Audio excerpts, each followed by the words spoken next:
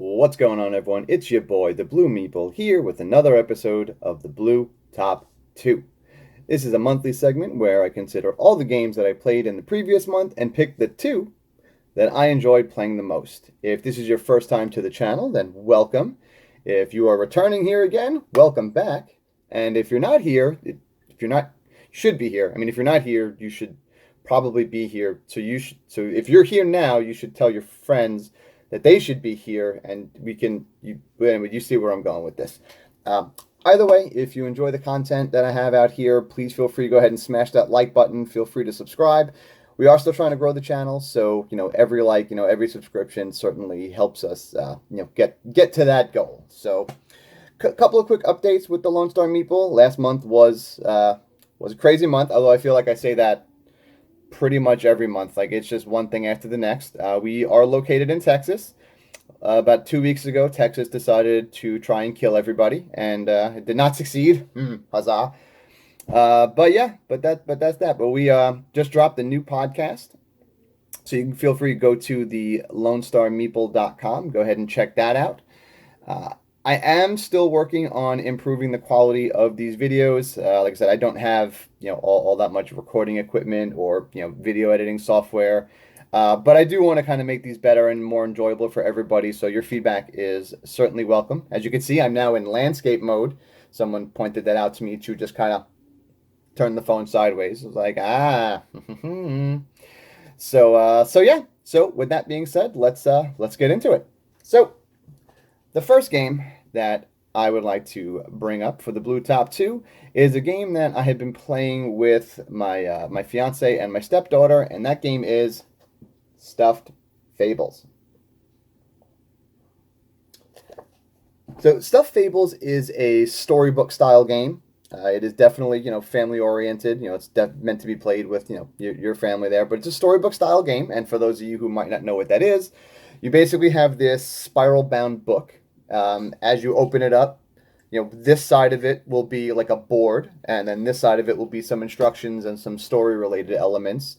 And then you do your setup. You follow any special instructions on the other side of the page, play through, and then as you go, you're going to be reading different story sections. It's going to direct you, to read this. It's going to give you some goals to accomplish that'll lead you to the next thing. And depending on what happens, it'll tell you what page to go to next. This has a bag kind of drafting element to it. So this game is driven by dice that you draw out of a bag.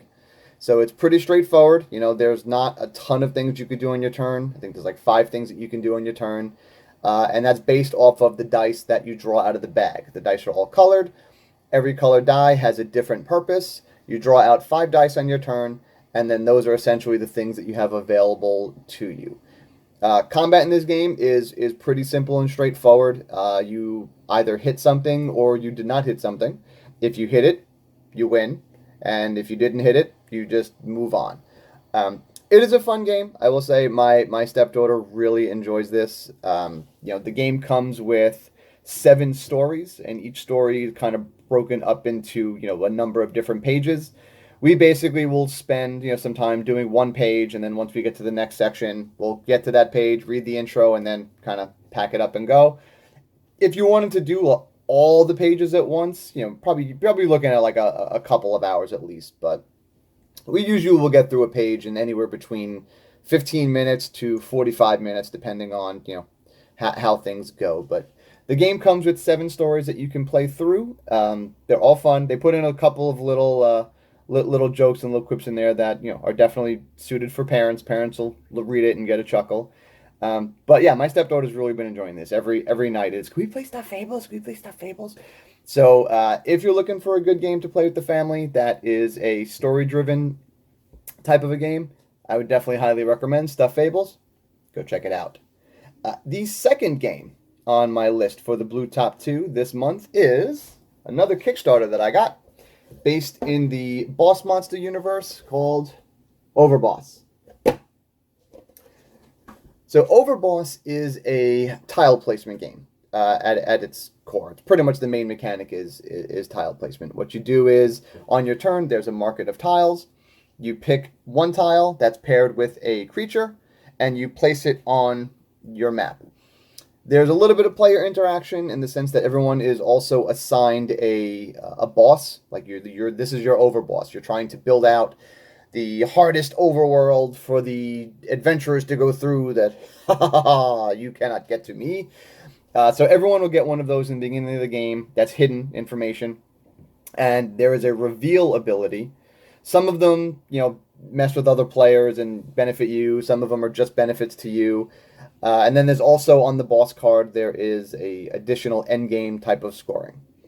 So like I said, on your turn, you're going to draft a tile and a monster. That's like a pair of them in a market, and then you place it on your board. Tiles are going to score differently depending on the type of tile that it is and how it's placed. So for example, like swamps.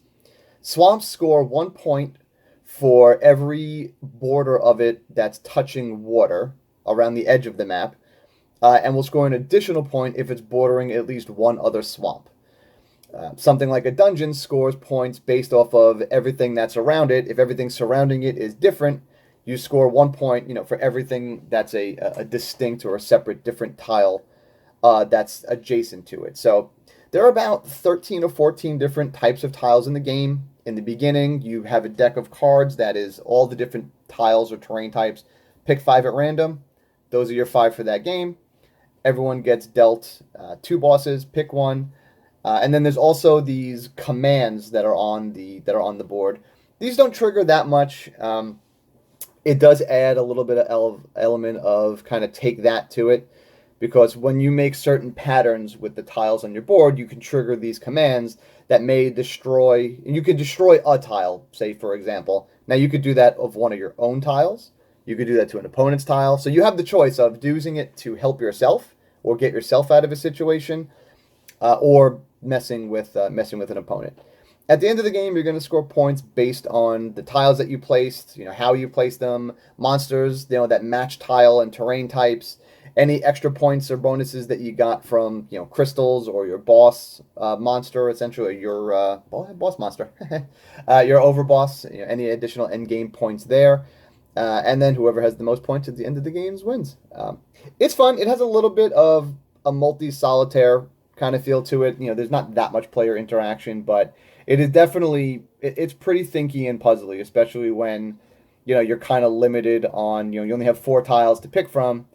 You might not need any of them, so you have to try to place something in future, for future planning, and then maybe try to trigger a, like one of those commands to say shift stuff around later on. So it was fun. There was a lot to think about there. One honorable mention. I did play. I don't own it. Somebody actually brought it. It was called Canvas. Pretty sure it was called Canvas. But believe it was called Canvas. It was a Kickstarter. It has to do with painting. So for now, I'm going with Canvas.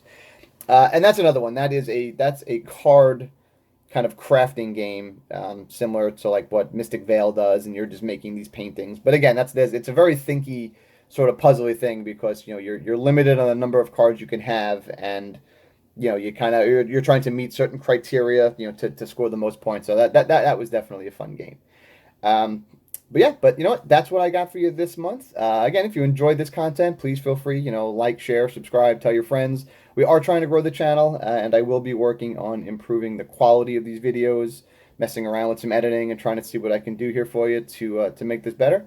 If you have any feedback, go ahead and visit us at www.thelonestarmeeple.com. Let us know. But until then, I'll talk to you next time. Peace.